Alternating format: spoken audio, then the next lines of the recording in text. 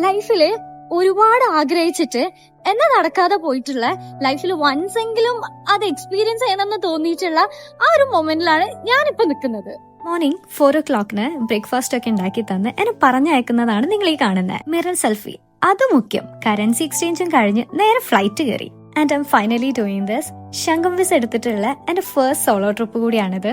അങ്ങനെ ഒരു കുട്ടി നാപ്പൊക്കെ കഴിഞ്ഞ് എഴുന്നേറ്റപ്പോഴേക്കും my heart side welcome to Portugal. അവിടെ ചെന്ന് ഞാൻ നേരെ പോയത് ഈ കാണുന്ന ഒരു ബേക്കറി കൗണ്ടറിലേക്കാണ്. എന്റെ ഐറ്റിനറിയിൽ ഉണ്ടായിരുന്ന മേജർ വൺ എന്ന് പറഞ്ഞു കഴിഞ്ഞാല് ഈ കാണുന്ന ഗോൾഡൻ കാരമലൈസ്ഡ് ആയിട്ടുള്ള ഈ ഒരു ലിറ്റിൽ ടാർട്ട് തന്നെ ആയിരുന്നു കേട്ടോ. ഫേമസ് പോർച്ചുഗീസ് ഡെസേർട്ട് ആയിട്ടുള്ള പാസ്റ്റൽ ദി നാറ്റെ എന്നാണ് ഇതിന്റെ പേര്. ഈ ഒരു ഡെസേർട്ടിന്റെ പിന്നില് ഒരു ഡ്രമാറ്റിക് ഹിസ്റ്ററി കൂടി ഉണ്ട് കേട്ടോ. പണ്ട് കാലത്ത് പോർച്ചുഗലില് ഒരുപാട് കോൺവെന്റ്സും മൊനാസ്ട്രീസും ഉണ്ടായിരുന്ന ഒരു സമയം ഉണ്ടായിരുന്നു. അവരുടെ ജീവിതമാർഗമായിട്ട് അവര് കണ്ടെത്തിയിരുന്ന ഒരു വഴിയായിരുന്നു ബ്യൂട്ടിഫുൾ ക്ലോത്ത്സിലെ ഫാൻസി കോളേഴ്സും സ്ലീവ്സും വെച്ച് പിടിപ്പിക്കുന്നത്. ഇതിന്റെ ഫൺ വേർഷൻ എന്താന്ന് വെച്ച് കഴിഞ്ഞാല് ക്ലോത്ത്സ് സ്റ്റിഫ് ചെയ്യാൻ വേണ്ടിയിട്ട് എഗ് വൈറ്റ്സ് ആയിരുന്നു അവർ യൂസ് ചെയ്തിട്ടുണ്ടായിരുന്നത്. അതുകൊണ്ട് തന്നെ ലെഫ്റ്റ് ഓവർ ആയിട്ടുള്ള ഈ എഗ് യോക്സ് വെച്ചിട്ട് എന്ത് ചെയ്യാൻ പറ്റും എന്നാണ് അവർ ചിന്തിച്ചത്. സോ അങ്ങനെ ബോൺ ഔട്ട് ആയിട്ടുള്ള ഒരു ഡെസേർട്ട് കൂടിയാണ് ഈ ഒരു പാസ്റ്റൽ ദി നാറ്റെ. അങ്ങനെ വർഷങ്ങൾ കഴിഞ്ഞു, ഗവൺമെന്റ് ഒക്കെ മാറി, മൊണാസ്ട്രീസ് ഒക്കെ ക്ലോസ് ചെയ്തു.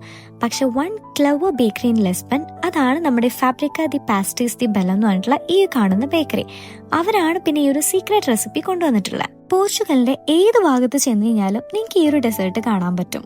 ആ ഒരു പീസ് ഓഫ് ഹിസ്റ്ററി എനിക്ക് ഇഷ്ടമായി. സോ നെക്സ്റ്റ് വീഡിയോയിൽ കാണാം. ബൈ.